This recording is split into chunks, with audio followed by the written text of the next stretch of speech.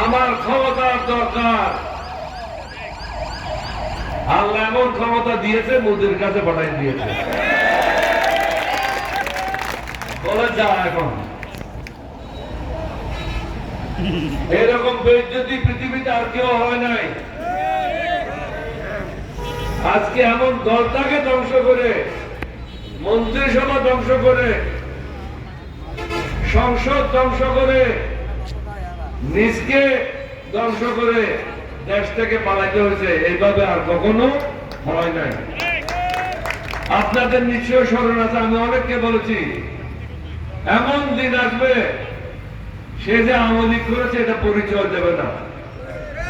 কারণ তাদেরকে মানুষে মনে করে গুন্ডা, তাদেরকে মানুষে মনে করে চাঁদাবাজ, তাদেরকে মানুষে মনে করে বাংলাদেশের থেকে টাকা পাচারকারী, ব্যাংকের থেকে টাকা লুণ্ঠনকারী, মানুষের ব্যবসা বাণিজ্য ধ্বংসকারী, গণতন্ত্র ধ্বংসকারী, নির্বাচন পদ্ধতি ধ্বংসকারী, দেশের বিচার ব্যবস্থা ধ্বংসকারী। একটা জিনিসও নাই তাদের নামের সামনে যেটা ভালো কাজ করেছে। তারা নমরুদ আর ফেরাউন যে কাজ করেছিল সেই কাজ তারা করেছে। আপনারা যারা